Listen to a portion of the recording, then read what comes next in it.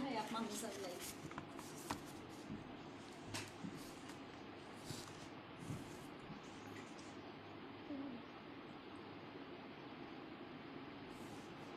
जैसे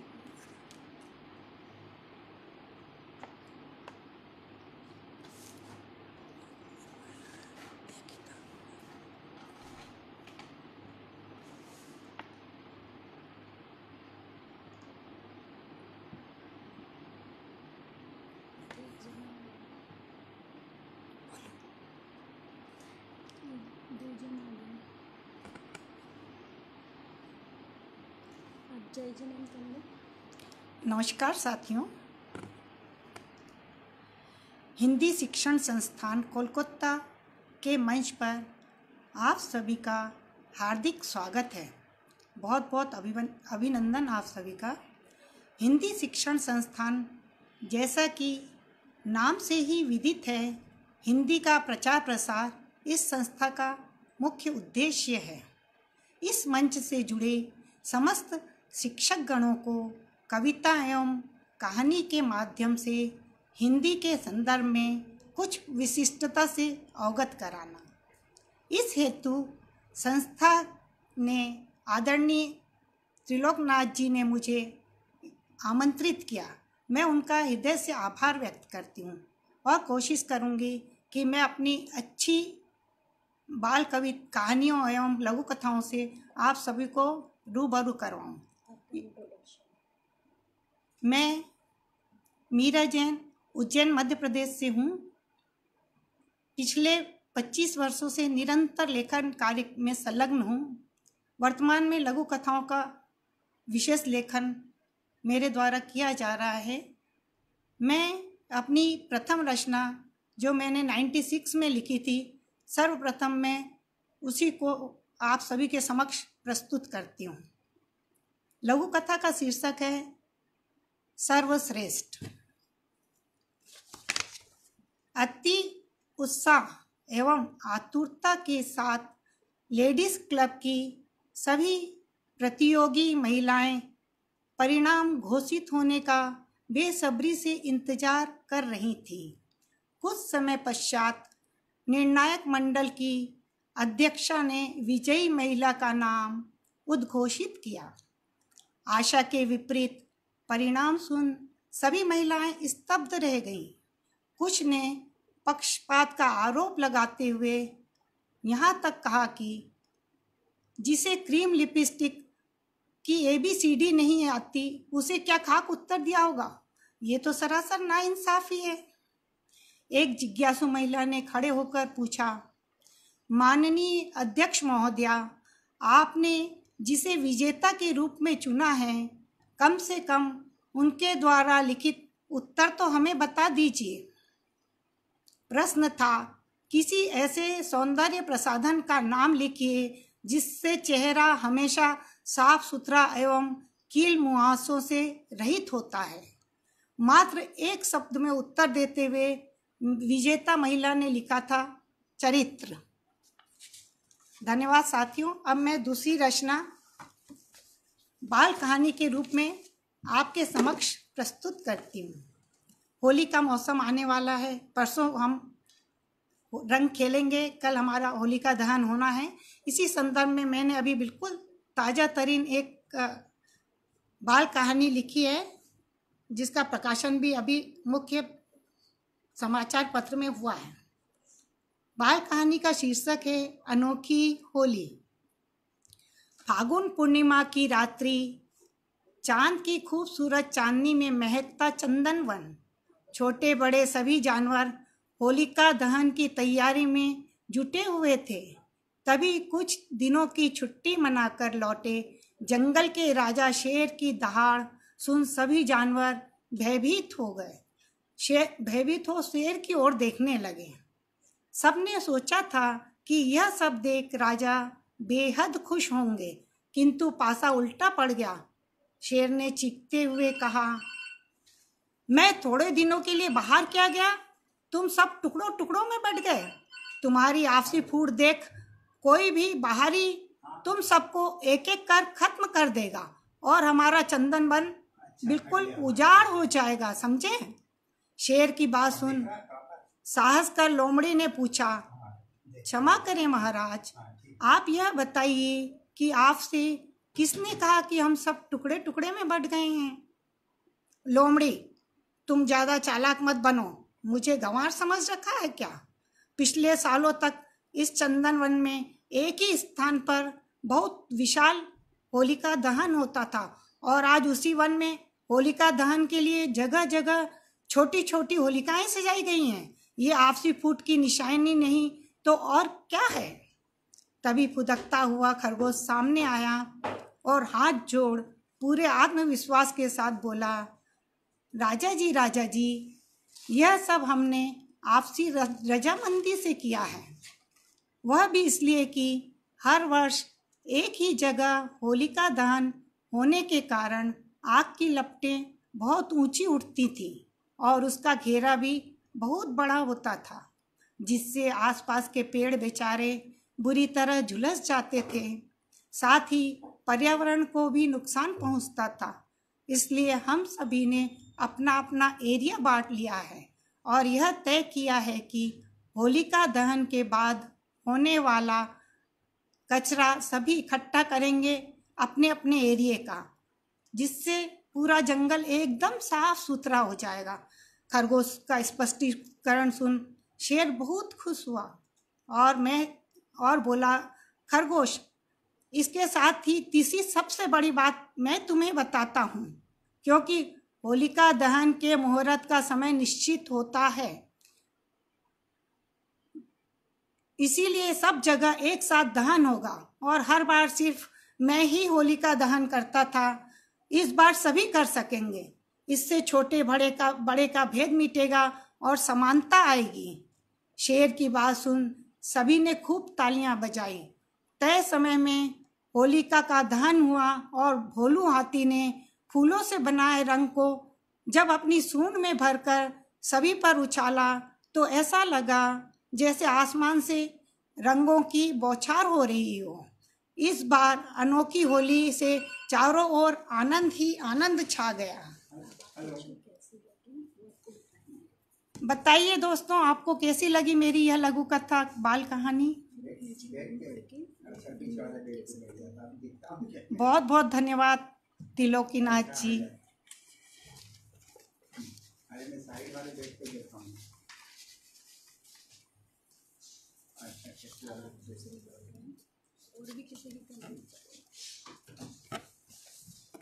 जिन लोगों को पसंद आई और जो मुझे सुन रहे हैं सभी का मैं हृदय से धन्यवाद प्रेषित करती हूँ। धन्यवाद सर। मेरी अगली रचना है बाल कहानी के रूप में ही आप लोगों के समक्ष प्रस्तुत करती हूँ। रचना का शीर्षक है शिक्षा की सार्थकता। लक्ष्मी जी का वाहन होने के कारण उल्लू रोमांचित हो गर्व से फूला नहीं समाता, पढ़ाई लिखाई के नाम से हमेशा कतराता, दीपावली के आते ही स्वयं को किसी शहंशाह से कम नहीं आंकता। उसके इस अभिमान से जंगल के समस्त पशु पक्षी परेशान थे। उसे सबक सिखाने हेतु हाथी ने उल्लू को ललकारा, तू बेवजह इतरा रहा है, वास्तव में लक्ष्मी का वाहन तो मैं हूं। इतना सुनते ही उल्लू का पारा 7वें आसमान पर पहुंच गया और लगा हाथी को खरी खोटी सुनाने। दोनों में जमकर बहस होने लगी। कोई हल नहीं निकलता देख वे न्याय के लिए जंगल के राजा शेर के पास पहुंचे। उल्लू को पूरी उम्मीद थी कि शेर एक बार में ही उनके पक्ष में फैसला सुना देंगे। शेर के सामने दोनों ने एक ही बात कही, मैं लक्ष्मी का वाहन हूं। जानते तो सभी थे लक्ष्मी का वाहन उल्लू ही है, लेकिन शेर इंसाफ की कुर्सी पर बैठा था, इसलिए उन्होंने आदेश दिया, दोनों अपने अपने सबूत पेश करो। सबूत का नाम सुनते ही उल्लू बौखला गया। अब क्या करे? उसने बहुत हाथ पांव मारे लेकिन कोई सबूत नहीं जुटा पाया। अगले दिन दोनों नियत समय शेर के समक्ष उपस्थित हुए। हाथी के पास पुख्ता सबूत तथा उल्लू खाली हाथ था। सबूतों के आधार पर शेर ने लक्ष्मी जी का वाहन हाथी को घोषित कर दिया। फैसला सुनते ही उल्लू के होश उड़ गए और उसकी आंखों से अश्रुधारा बहने लगी। सोचने लगा, काश वह पढ़ा लिखा होता तो शेर के सामने इतिहास के वे सारे पन्ने खोलकर रख देता जिनमें लिखा है लक्ष्मी का वाहन उल्लू है। अनपढ़ होने के कारण ही आज मुझे यह दिन देखना पड़ रहे हैं। परंपरागत पद हाथ से गया वो अलग। वास्तव में शिक्षा के बिना जीवन अधूरा है और वह फूट फूट कर रोने लगा। हाथी से ज्यादा देर उसकी यह दशा देखी नहीं गई। उसने उल्लू को गले से लगा अपनी मनसा स्पष्ट की। भाई, तुम मत आंसू बहाओ। हमेशा लक्ष्मी के वाहन तुम ही हो और तुम ही रहोगे। मैंने तो यह नाटक केवल सबक सिखाने के लिए किया था ताकि तुम अभिमान को तज शिक्षा की राह पकड़ सको। अगले ही पल अपनी गलती स्वीकारते हुए उल्लू ने हाथी से माफी मांग अपने भविष्य को शिक्षा से संवारने का वचन दिया। हाथी ने ऐसा कौन सा सबूत पेश किया जिससे पासा पलट गया? हाथी ने अपने ऐसे ढेर सारे फोटो प्रस्तुत किए जिस पर लक्ष्मी जी विराजमान थी और वह त्योहार होता है गज लक्ष्मी का। धन्यवाद मित्रों, आशा करती हूँ आप सभी को पसंद आई होगी। तो हृदय से आभार व्यक्त करती हूँ, आप सभी सुन रहे हैं। धन्यवाद वचन जी बोहरा, धन्यवाद त्रिलोक जी।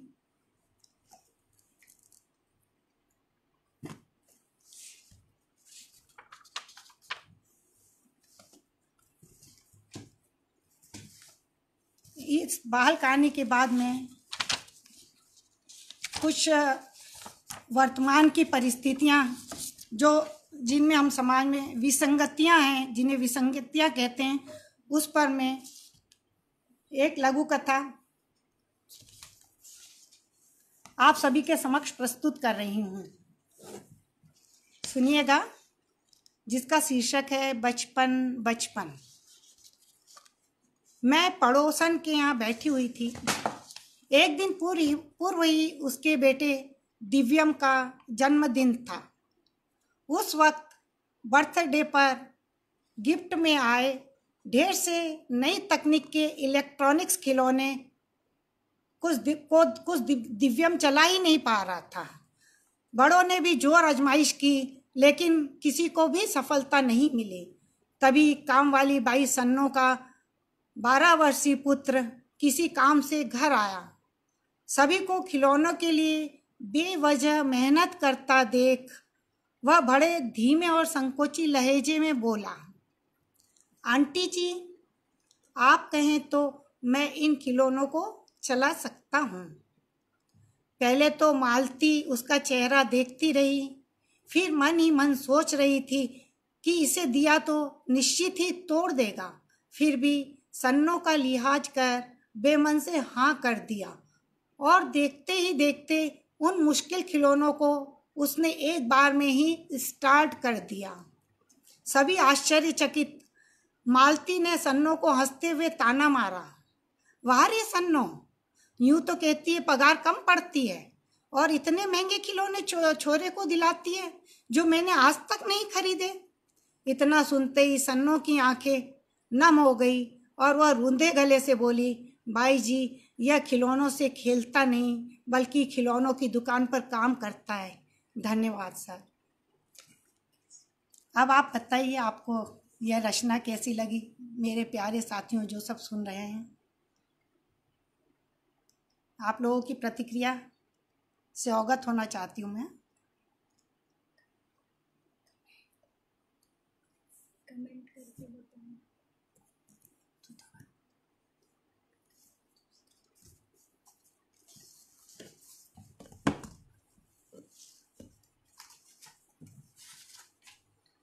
मैं अगली रचना के रूप में आप लोगों के समक्ष एक लघु कथा ही पेश करना चाह रही हूँ। धन्यवाद सर त्रिलोकीनाथ जी पांडे, बहुत बहुत धन्यवाद आपका।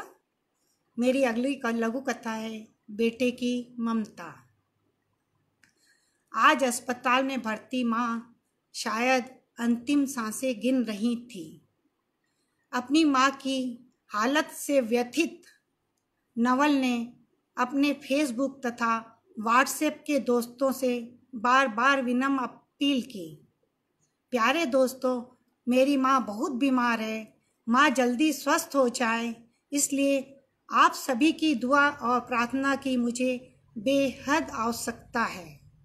परिणामतः दोस्तों का आत्मीय संवेदना प्राप्त होने लगी। नवल ने इसी मैसेज को पढ़कर एक दोस्त ने अपनी संवेदनाएं व्हाट्सएप से प्रेषित करने के बजाय उसका दुख कम करने हेतु स्वयं उनके अस्पताल उनके पास पहुंच गए और करीब पहुंच मां के स्वास्थ्य सुधार का एक अचूक नुस्खा बताया, जिसे सुन नवल के चेहरे पर छाई चिंता की लकीरें कम होने के बजाय फैलकर दुगुनी हो गई।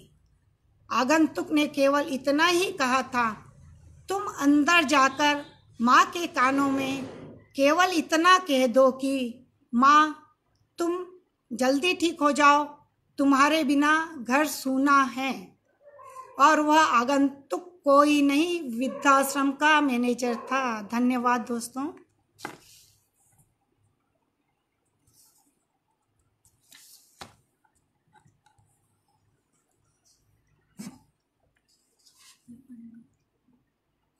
धन्यवाद अनीता जी, धन्यवाद सुषमा जी, बहुत बहुत धन्यवाद त्रिलोकीनाथ जी आपका, वचन जी आपका भी बहुत बहुत धन्यवाद। मैं अगली एक कहानी बाल कहानी के रूप में आप सबके समक्ष प्रस्तुत करती हूँ।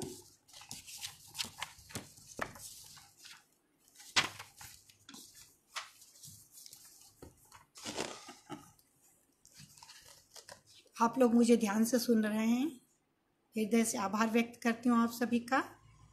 मेरी छोटी सी बाल कहानी है अगली, जिसका नाम है आलस का फल।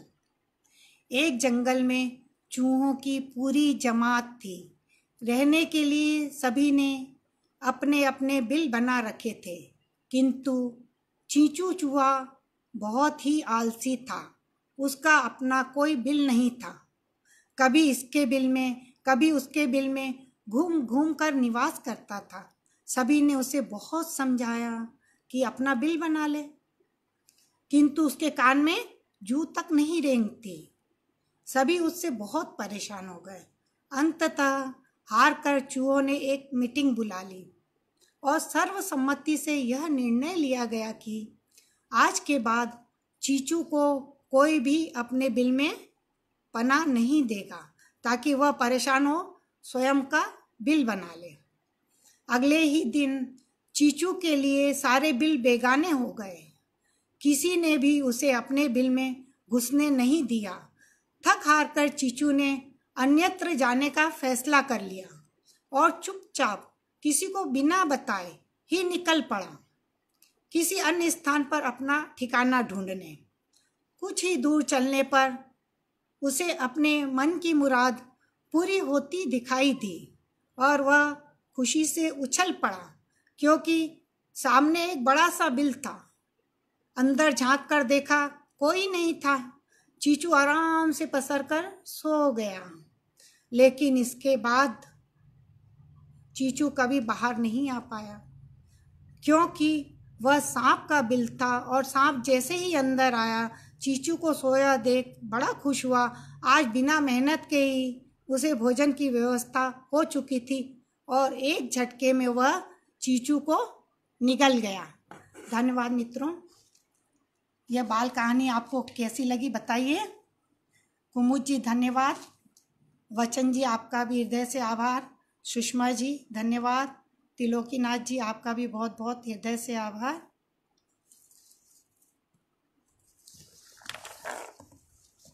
आप सभी मुझे बहुत ध्यान से सुन रहे हैं, इस हेतु मैं सभी का पुनः आभार व्यक्त करती हूँ।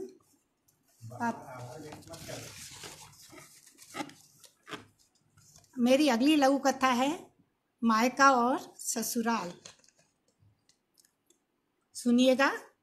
आज हमारे जो विपरीत मानसिकता है महिलाओं की, कहाँ कहाँ कैसी कैसी होती है, उस संदर्भ में ये मेरी लघु कथा है। उद्देश्य परक है, आप सुनिए ध्यान से थोड़ा। सारिका। लघु कथा का शीर्षक है मायका और ससुराल। सारिका, मैं ये क्या सुन रही हूँ? दुल्हन रोज मायके जाएगी? उसकी माँ चल फिर नहीं सकती, पिता बुजुर्ग है, तो हम क्या करें? ऐसी शर्त थी तो तूने शादी के लिए हामी क्यों भरी? मुझसे ही पूछ लिया होता, मैं तुरंत मना कर देती। क्या लड़कियों का अकाल पड़ा है? अब भी कुछ नहीं बिगड़ा, गेंद अपने ही पाले में है। फटकार का शांति से जवाब देते हुए सारिका ने कहा, दीदी, दुल्हन इकलौती संतान है और माता पिता के बुढ़ापे का सहारा भी। मायका यहीं पास में है। यदि वह उनकी देख रेख के लिए प्रतिदिन 2-3 घंटे मायके जाती है तो इसमें हर्जी क्या है? उल्टे मेरे लिए तो यह गर्व की बात है। ये हमारे समाज की विडंबना है कि बहू रोज 8-10 घंटे नौकरी करने जाए तो हम गर्व और खुशी से झूमने लगते हैं, और यही बहू यदि माता पिता की सेवा करने की सोचे भी तो हम घर में कलह और क्लेश का वातावरण निर्मित कर देते हैं। दीदी, जीवन में नैतिकता व कर्तव्य महत्वपूर्ण है, न कि पैसा। सारिका के विचार सुन प्रिया की बोलती बंद हो गई। साथ ही विवाह समारोह में शामिल जो लोग इस विषय को लेकर कानाफूसी कर रहे थे, सारिका के सकारात्मक विचारों की भूरी भूरी प्रशंसा करने लगे। धन्यवाद मित्रों। धन्यवाद कुमुद जी, त्रिलोकीनाथ जी, बहुत बहुत धन्यवाद आपका। सुषमा जी धन्यवाद। वचन जी धन्यवाद आपका।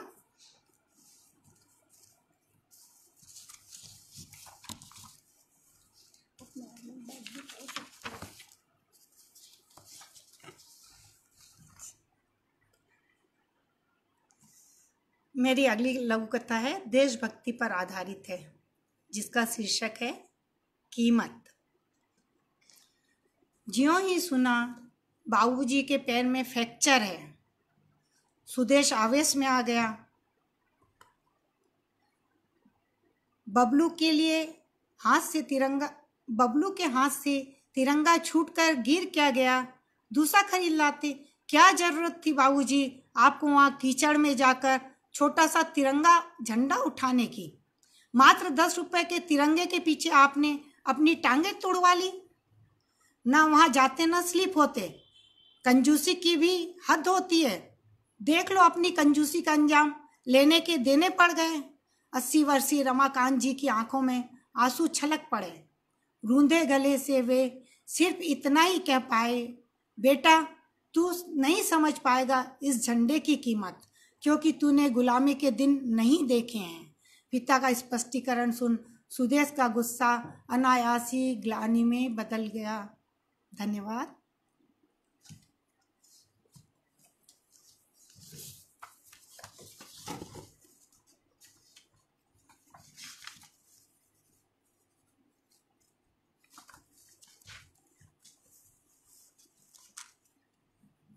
अब आप सभी के समक्ष है एक बाल कहानी, जिसका शीर्षक है सूझबूझ। जैसे ही तेज हवा चली, आंधी की संभावना को देखते हुए रामी चिड़िया अपना घोंसला छोड़ पास ही वृक्ष पर बने लाली चिड़िया के घोंसले की सुरक्षा करने के लिए जा पहुंची, और दोनों ने अपने अपने पंख फैलाकर तेज आंधी से उस घोंसले की रक्षा की। लेकिन इस आंधी में रामी चिड़िया का घोंसला पूरी तरह तहस नहस हो चुका था। लेकिन रामी चिड़िया के चेहरे पर सिकन तक नहीं थी, उल्टे यह सोच सोच कर खुश हो रही थी कि लाली चिड़िया का घोंसला तो सुरक्षित बच गया। इस पूरे दृश्य को उसी पेड़ पर रहने वाली गिलहरी पूरी तन्मयता से देख रही थी, किंतु बहुत सोचने पर भी एक बात उसकी एक समझ में नहीं आ रही थी। आखिर लाली से रामी चिड़िया का कौन सा ऐसा स्वार्थ था जिसके खातिर उसने अपने घोंसले की बलि दे दी। इसका कारण जानने के लिए गिलहरी मन ही मन अत्यंत बेचैन हो उठी। अंततः अपनी जिज्ञासा शांत करने हेतु गिलहरी जा पहुंची रामी चिड़िया के पास और एकांत में ले जाकर उससे प्रश्न किया, रामी, क्या तुम्हारी अकल पर ताला पड़ गया था, जो खुद के आशियाने को लावारिस छोड़कर लाली का घोंसला बचाने चली गई? देखो, तुम्हारा घोंसला पूरी तरह से उजड़ गया है। इस पर हंसते हुए रामी चिड़िया ने बहुत ही सहज तरीके से स्पष्टीकरण दिया, बहन गिलहरी, मेरा घोंसला टूटकर बिखर गया, उसका न मुझे अफसोस है और न ही लाली को, क्योंकि इतनी तेज आंधी में घोंसले की सुरक्षा किसी एक के वश की बात नहीं थी। मैंने लाली की मदद की नहीं करती तो दोनों ही घोंसले टूटकर बिखर जाते और हम दोनों को घोंसले बनाने के लिए नए सिरे से मेहनत करनी पड़ती। अब सिर्फ एक ही घोंसला बनाना पड़ेगा। अगले दिन सुबह गिलहरी ने देखा रामी के अलावा लाली चिड़िया भी अपने सब काम छोड़ पूरी एकाग्रता के साथ नया घोंसला बनाने में रामी की सहायता कर रही थी। धन्यवाद मित्रों।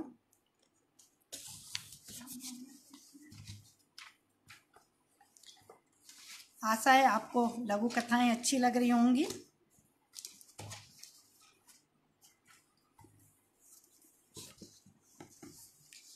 लघु कथाओं की अगली कड़ी में एक समाज पर की विसंगतियों पर ही मेरी यह लघु कथा है, जिसका शीर्षक है ठिठुरन। प्रस्तुत है। मैडम के क्रोधित हो चिल्लाने की आवाज बाहर तक आ रही थी। गंगाराम, तुमसे तो जानवर ही अच्छे हैं, जो कम से कम अपना काम ईमानदारी से तो करते हैं। एक छोटा सा डॉगी भी तुमसे नहीं संभलता। बड़े आराम से कह दिया, फेंसिंग के तारों में उलझ गया था। वो तो भगवान का शुक्र है कि उसका स्वेटर ही फटा, कहीं टॉमी को लग जाती तो तुम्हारी खैर नहीं थी। अब खड़े खड़े मेरा मुंह क्या देख रहे हो? उसका स्वेटर खोलकर बाहर फेंको और उसे नया स्वेटर पहनाओ। देख नहीं रहे हो टॉमी को कितनी ठंड लग रही है? जी मैडम जी। गंगाराम आदेश का तुरंत फुरत पालन कर नम आंखों से फटा स्वेटर बाहर लेकर आ गया। गेट पर खड़े गार्ड की नज़र उसकी नज़र से टकराई।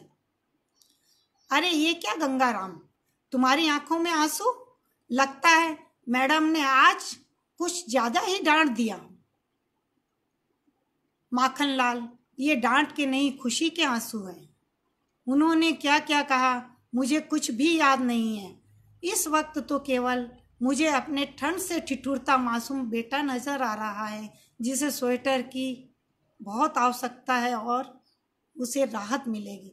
इतना दौड़ पड़ा गंगाराम अपनी घर की ओर। धन्यवाद साथियों।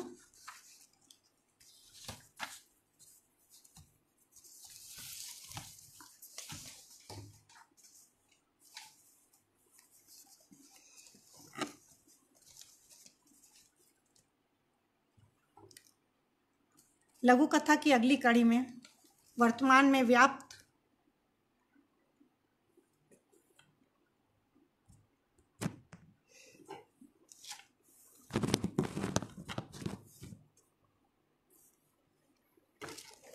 लघु कथा की अगली कड़ी में समाज में व्याप्त अराजकता का जिक्र है। सुनिएगा आप। प्रस्तुत लघु कथा का शीर्षक है जानवरों की हड़ताल। सुषमा जी ने कहा है, इतना कठिन अंत समाज का सत्य है रचनाओं में। धन्यवाद सुषमा जी।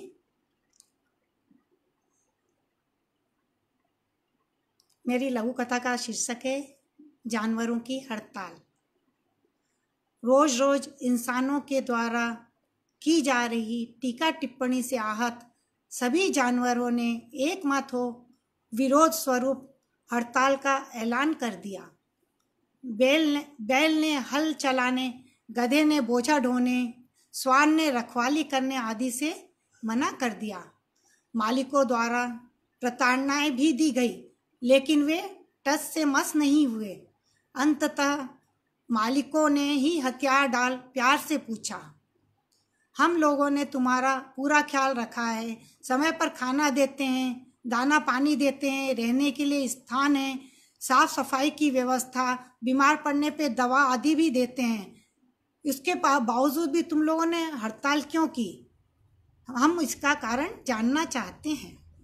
इस पर जानवरों ने अपना मौन तोड़ते हुए कहा, मालिक, हमारे भी अपने संस्कार हैं, उसूल हैं। पानी सिर से ऊपर हो गया है। अब हम में और ज़्यादा जिल्लत बर्दाश्त करने की क्षमता नहीं बची है। खाना आदि कम मिले तो हमें कोई चिंता नहीं, लेकिन तभी मालिक ने खींचते हुए पुनः प्रश्न किया, लेकिन क्या?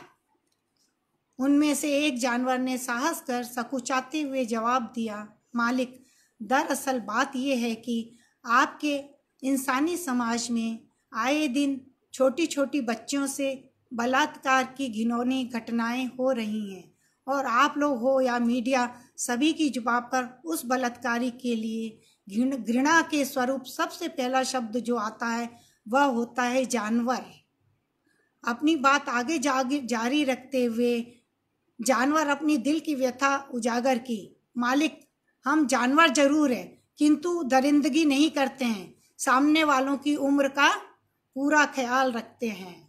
जानवर के मुख से सत्य सुन मालिकों के चेहरे पर हवाइयाँ उड़ने लगी और आंखें शर्म से झुक गई। धन्यवाद दोस्तों। कैसी लगी आपको यह लघु कथा, बताइएगा।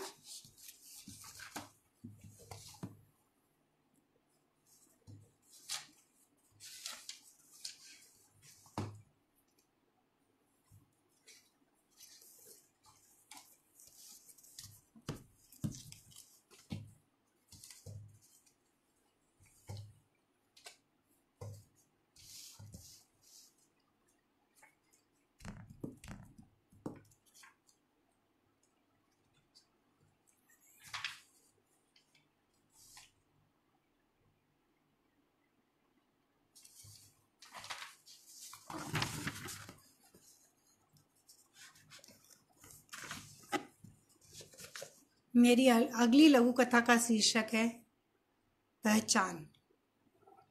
बरसों बाद सिमरन को घर आया देख पहले तो चिंटू असमंजस में पड़ गया।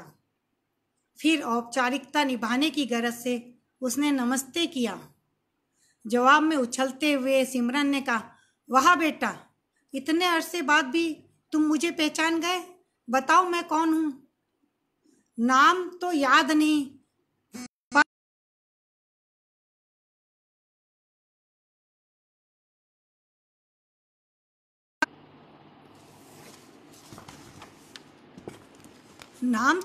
नहीं, पर आप वही 10,000 रुपये वाली साड़ी पहनने वाली आंटी हैं। अब अपनी सहेली मतलब चिंटू की मम्मी को व्यंग्यात्मक लहजे में चहकते हुए बोली, देखा नमिता, ज्वेलरी, मेकअप और महंगे लिबास का प्रभाव जो लोगों को बरसों बरस याद रहता है। अब तो मान गई ना ऊंची चीज़ों का महत्व। नमिता कुछ कहती उससे पूर्व ही चिंटू बोल पड़ा, आंटी, आप लिबास के कारण नहीं बल्कि इसलिए याद हैं, एक कार्यक्रम के दौरान आपने पानी पिलाने वाले बच्चे को यह कहते हुए एक चांटा जड़ दिया था कि तुझे दिखाई नहीं देता, पानी गिराकर मेरी 10,000 की साड़ी खराब कर दी, और वह बच्चा रोते हुए आपसे माफ़ी मांग रहा था। चिंटू का स्पष्टीकरण सुन सिमरन के चेहरे पर हवाइयाँ उड़ने लगी। धनी होने का सारा गर्व धरा का धरा रह गया। वास्तव में इंसान पहनावे से कम और अपने अच्छे बुरे व्यवहार से अधिक जाना जाता है। धन्यवाद मित्रों।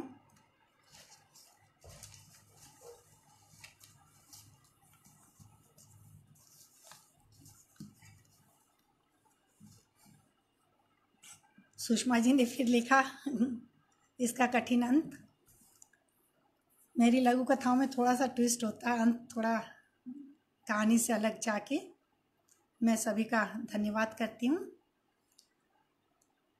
होली पर आधारित, परसों होली है, होली पर आधारित एक लघु कथा आप लोगों को सुनाना चाहूँगी। शीर्षक है स्नेह पथ। सॉरी सॉरी, सभी रंगों से पुते होने के कारण मैं आपको पीछे से पहचान नहीं पाई। वास्तव में मेरा कोई मकसद नहीं था कि आपको रंग लगाऊं। आप माफ कर दीजिए मुझे। पहले तो प्रेरणा ने भी उसे गुस्से से देखा, फिर प्रीति की घबराहट मिश्रित करुणा भाव देख हाथ उठा उसने स्वयं भी प्रीति के चेहरे पर यह कहते हुए रंग लगा दिया। शायद ईश्वर को यही मंजूर था कि अनजाने में ही सही आज होली के दिन हमारे सारे गिले शिकवे दूर हो जाएं। हम परस्पर पड़ोसी हैं, किंतु कभी सुख दुख में एक दूसरे के साथ नहीं होते हैं। हमारी सासू माओं के बीच न जाने कब किस बात को लेकर मनमुटाव हुआ, जिसका खामियाजा दोनों परिवार आज तक भुगत रहे हैं। बेवजह तनाव ही तनाव। वे आपस में बातें कर ही रही थी कि सामने से सासू माँ को अपनी ओर आता देख प्रीति की सिट्टी पिट्टी गुम हो गई। उसकी आंखों से चिंगारियां बरस रही थी। प्रीति के मुख से बरबस ही निकल पड़ा, आज तो मेरी खैर नहीं है। निश्चित ही सबके सामने मेरी इज्जत का जनाजा उठने वाला है। क्रोध से लबरेज सासू माँ के बोल फूटने ही वाले थे कि प्रेरणा ने अपना हाथ आगे बढ़ा उनके चरण छू लिए। प्रणाम आंटी जी, आपको होली की शुभकामनाएं। प्रेरणा की विनम्रता देख प्रीति की सासू माँ का गुस्सा थम गया। उन्होंने बस इतना कहा, तुम खूब उन्नति करोगी, जाओ तुम दोनों होली खेलो। धन्यवाद।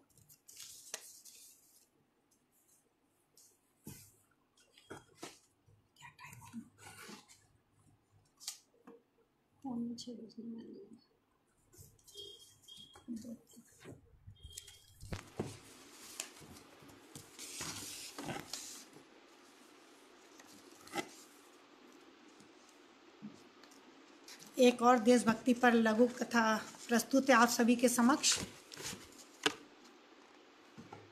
लघुकथा का शीर्षक है देश प्रेम।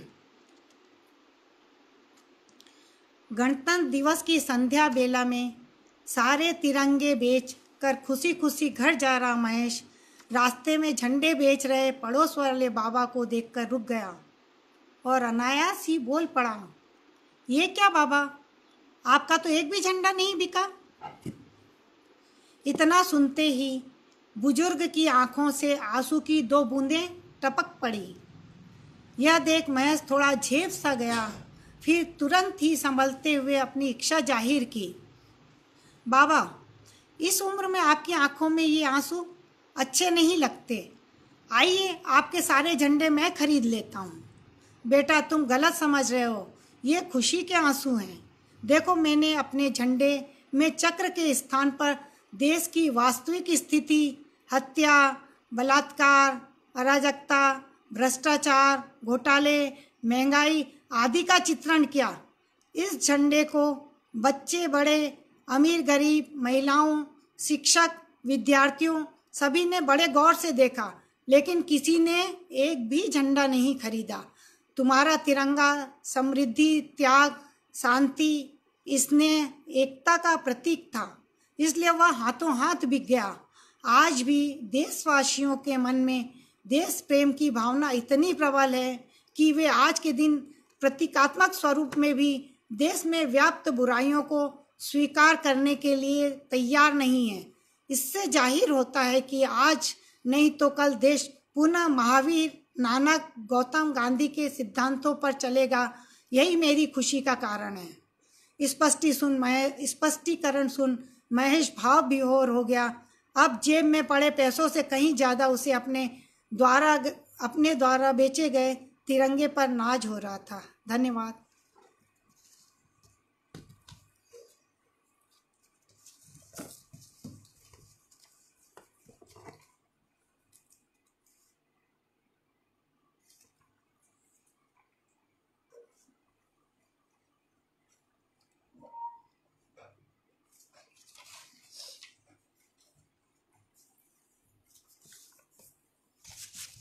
साथियों, एक लघु कथा आप सभी के समक्ष प्रस्तुत है जिसका शीर्षक है मौत ही मौत। सीता की जान बच गई तो डॉक्टर साहब को स्वयं पर कम तथा गायत्री अर्थात सीता की सासू माँ की दुआओं पर ज़्यादा नाज हो रहा था। इतने सच्चे और व्यथित हृदय से वो भी सास होकर कोई ईश्वर से प्रार्थना और डॉक्टर से विनती करे तो उसकी दुआ ईश्वर के दरबार में शायद कबूल होनी ही है, वरना सीता का बचना तो नामुमकिन ही था। धन्य है ऐसी सास, भगवान करे ऐसी सासुएं हर लड़की को नसीब हो। ऐसे विचार मन में गुंजित हो ही रहे थे कि गायत्री के शब्द कानों में पड़े। डॉक्टर साहब, आप धन्य हैं जो मेरी बहू को बचा लिया। मैं आपका यह एहसान कभी नहीं भूलूंगी, नहीं तो मेरी जिंदगी ही उजाड़ हो जाती। मेरा पति तो है नहीं, एक बेटा है, वह भी दारू पीकर पड़ा रहता है। बच्चों की पढ़ाई से लेकर घर और बाहर का सारा काम यही बेचारी करती है। इतना ही नहीं, 2 वक्त का खाना जुटाना भी इसी के मत्थे है। न खाती है न पीती है, रात भर जाग जाग कर दूसरे के कपड़े सीती है। भला ऐसी बहू दोबारा मुझे कहाँ से मिलती। इतना कह गायत्री सीता को ले खुशी खुशी घर की ओर चल दी। गायत्री की बातें सुन डॉक्टर को एहसास हुआ मानो उसने सीता को ठीक नहीं किया, बल्कि घुट घुट कर मरने के लिए छोड़ दिया है। धन्यवाद।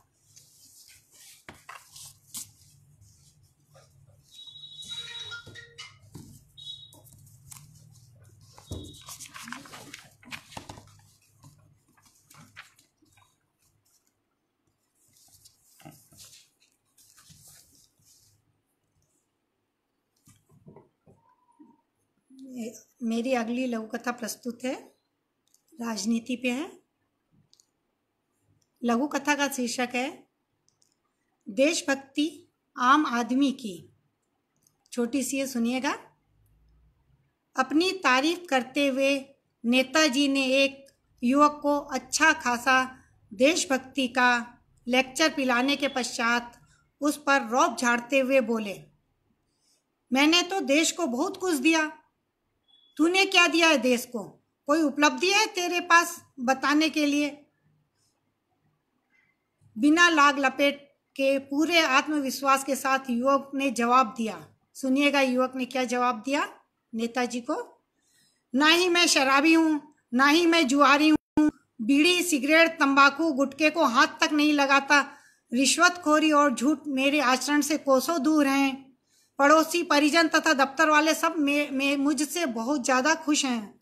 देशभक्ति की जो परिभाषा युवक ने गढ़ी उसे सुन नेताजी की तनी भौहें खुद ब खुद नीची हो गई थी। वे किसी प्रतिक्रिया देने के बजाय वहां से चुपचाप चलते बने। धन्यवाद।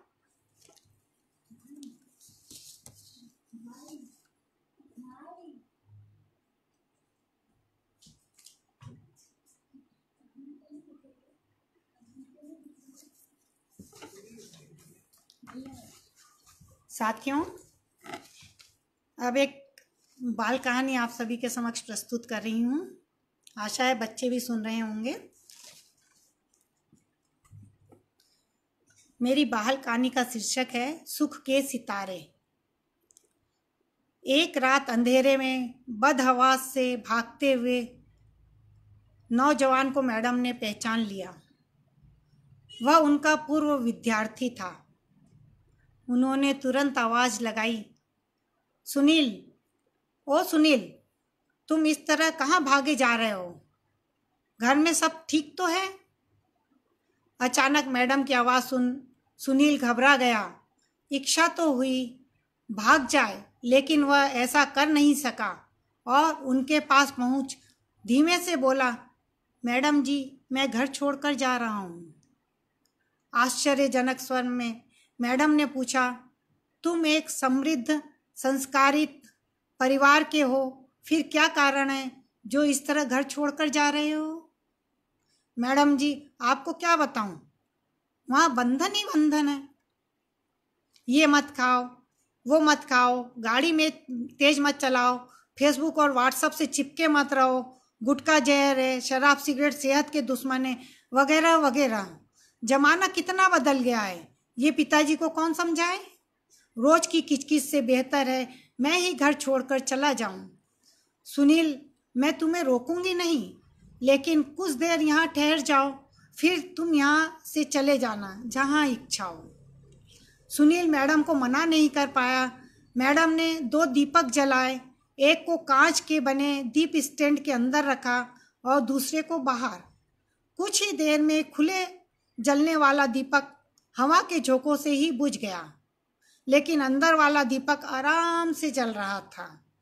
दीपकों की ओर इशारा करते हुए उन्होंने सुनील को कुछ इस तरह समझाया, देखो सुनील, जो दीपक बंधन मुक्त अर्थात स्वच्छंद था उसका अंत शीघ्र हो गया, और जो सुरक्षा कवच में है वह बिना किसी भय व बिना किसी रुकावट के अपना प्रकाश फैला रहा है।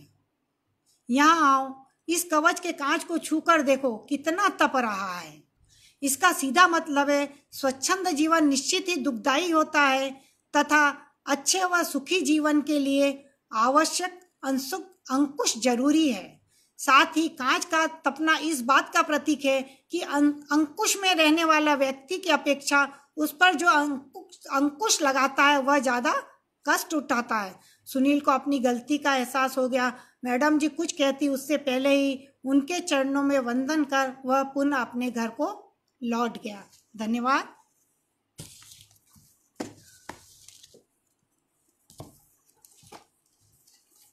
होने वाला है 1 घंटा बस।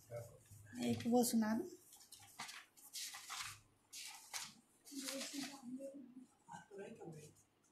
हमको नहीं दिख रहा है। हो रहा है 1 घंटा। समय हो रहा है साथियों, ये मैं अपनी अंतिम लघु कथा आप लोगों के समक्ष प्रस्तुत करती हूँ।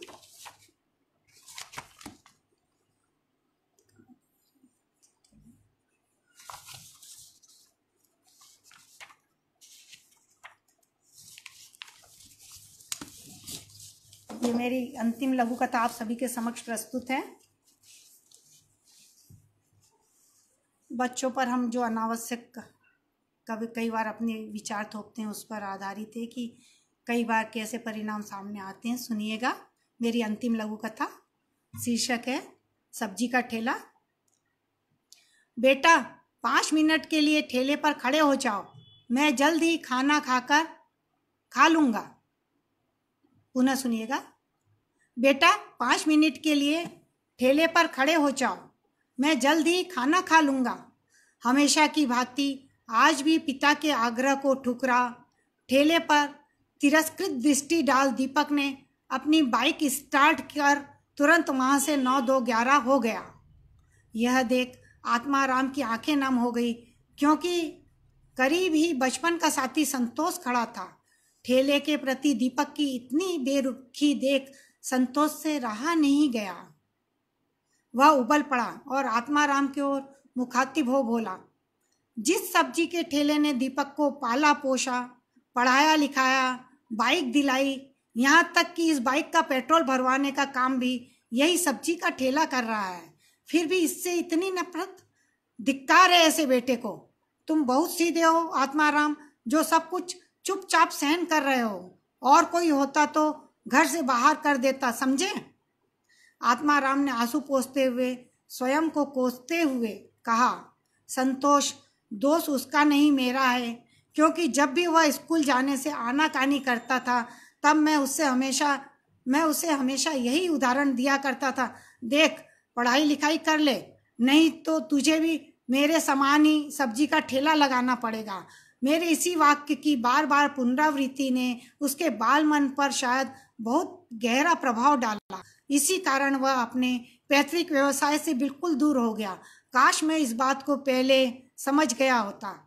संतोष अवाक सा आत्माराम के चेहरे की ओर ताक रहा था, क्योंकि उसे आत्माराम के कथन में 100% सत्य प्रतीत हो रहा था। धन्यवाद मित्रों, आप सभी लोगों ने मुझे बहुत ध्यान से सुना। बहुत बहुत धन्यवाद आदरणीय त्रिलोकनाथ जी और हिंदी शिक्षण संस्थान मंच। मैं हृदय से आभार व्यक्त करती हूँ और सभी के प्रति पुनः धन्यवाद करती हूँ। नमस्कार साथियों।